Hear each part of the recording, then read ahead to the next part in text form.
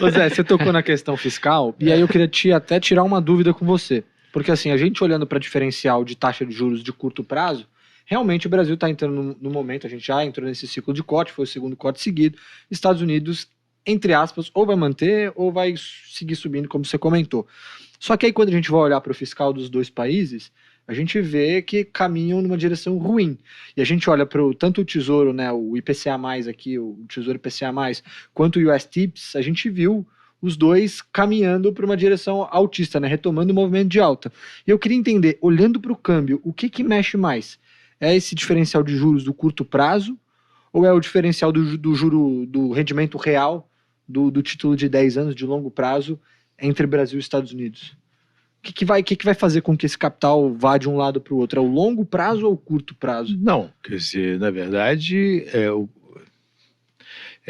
você tem uma parte dos investimentos que são de curto prazo, tá certo? Que são carry trade mesmo. O cara investe aqui, pô, vai ganhar aí 10%, tá certo?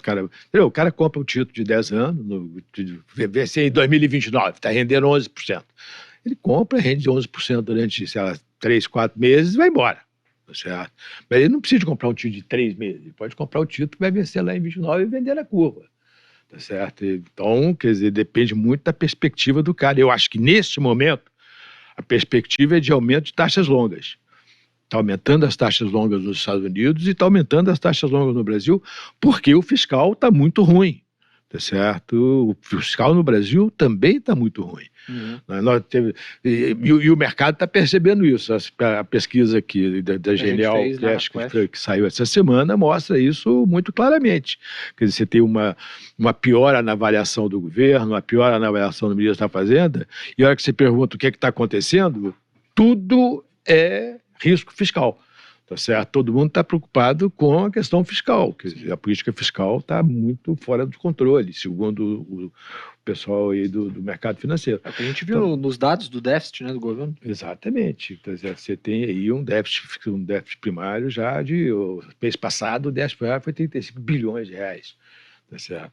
Então, quer dizer, eu acho que a questão fiscal, neste momento, está começando a voltar a incomodar. Tá certo? Então, solução é só imposto mesmo ou tem outra solução? Receita? O corto custo, a solução é gastar menos, né? A gente entrou nesse mérito aqui, né? Mas os caras não gostam. Ele não vai, mas essa opção aí é meio difícil, né? É claro o seguinte, quer dizer, diminuir gasto é sempre... Não tem essa opção, não. Não tem, já tá fora Diminuir gasto é sempre mais difícil, sempre pior do ponto de vista de quem está fazendo do que aumentar a receita, né? Aumentar a renda é sempre melhor do que diminuir gasto. Isso é verdade para os governos e é verdade para as pessoas também, para as famílias. Tá certo? A economia está embicando, né? Então, assim, não vai vir da economia, vai vir de... A economia está desacelerando, aparentemente. Então, quer dizer, vamos ver. E a arrecadação está caindo em termos reais e os gastos estão aumentando em termos reais. E é isso que está gerando essa insegurança da parte dos investidores aí em relação à política econômica aqui para frente, tá certo? Isso vai gerar uma grande crise? Acho que não.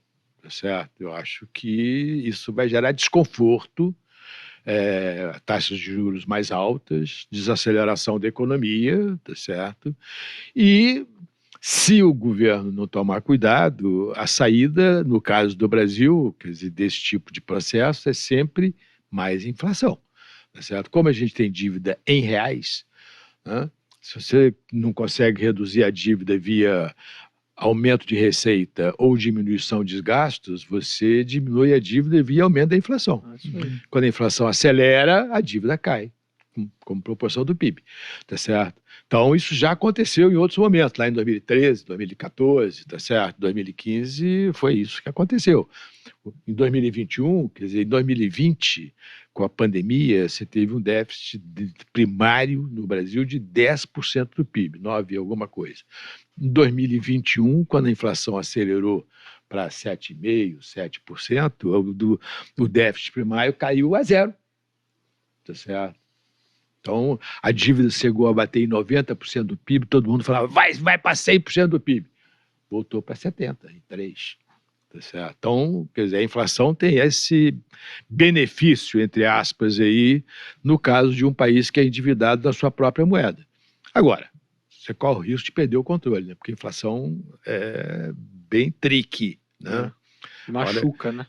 E é muito desconfortável para as pessoas e você corre o risco de achar que vai para 6 e acabar em 11, 12, 15, tá certo? Como aconteceu em 2014, 2013, tá certo?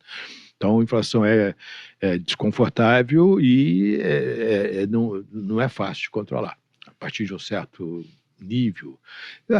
A literatura fala, quer dizer, a partir de 5% é difícil, fica mais difícil de você controlar a taxa de inflação.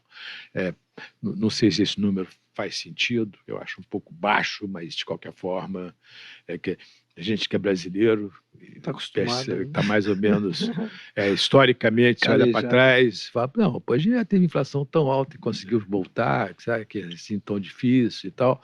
Mas o desconforto está aí, né? Quer dizer, chega rápido. Eu tenho a impressão que a inflação que a gente vê do IPCA não é a inflação que a gente sente. Sente muito mais, Esse né? é um fato, muito mais. Tem alguma coisa ali, assim, Zé, que o IPCA não pega? Depende do dia, depende da inflação, né? Depende do momento. Agora, por exemplo, você está tendo uma situação na qual o preço de alimento está caindo. Isso gera uma sensação de bem-estar importante para os grupos de renda mais baixa. Tá certo? Sobra mais dinheiro no final do mês. Eu estava assim, olhando assim, como bancos também, né? Então, a inadimplência não para de subir. Acho que a tendência agora, falando com alguns bancos, é continuar subindo, infelizmente. Essa parte pessoa física, né? E os bancos estavam com a premissa, no começo do ano, que com o aumento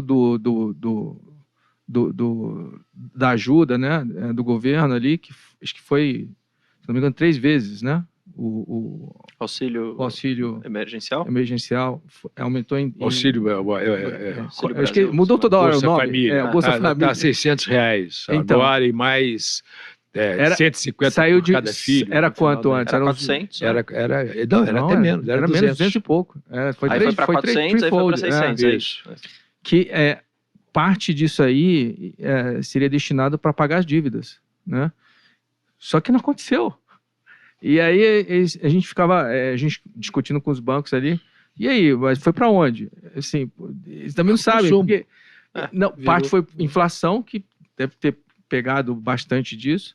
E outras coisas que eles fazem pesquisa, né, entre os endividados ali, eles endividam entre as famílias também. Então, eles primeiro pagam os familiares, né, que estavam devendo, tal, etc., para depois pagarem os bancos. Então, enfim, duplamente essa ajuda à família aí não ajudou ninguém, pelo menos não ajudou os bancos. Caraca. E eu acho que assim, a tendência de inadimplência aqui no Brasil ainda continua em alta. Você acha? É possível. Assim, vai depender muito Isso é um negócio complicado, carteira, porque... Mas pessoa física estão tentando suavizar ali a queda, mas sim. Teve o Desenrola Brasil lá, que fez uma mexida pontual, mas não agora foi... o que está pegando mais é a pessoa jurídica, né? As empresas começaram a abrir o bico agora. Porque mesmo com a queda da Selic, ainda tem um patamar alto, né? Sim. As taxas longas continuam muito altas. Agora, se a economia desacelerar, piora, né? Se realmente tiver uma desaceleração boa da economia no segundo semestre, como tem alguns sinais aí que pode acontecer, essa coisa da inadimplência pode piorar. Tá certo? No segundo semestre é pior ainda. E se o imposto aumentar ainda? Ainda tem mais um aumento de imposto. Alguma notícia sobre o JCP e... Eu acho que o JCP não vai ser aprovado no Congresso. Não? Estou com essa impressão. Tá certo? Eu faço nada. Eu também acho. Eu acho que as conversas estão... Porque não teve um contraponto também, né? De como... Porque existia uma discussão... Uma barreira discussão que ia ter alguns alívios ali... Bancos que pagam 45% teria ser um tratamento especial, mas eu não vi mais nenhuma discussão em relação a isso. Até tiraram a urgência.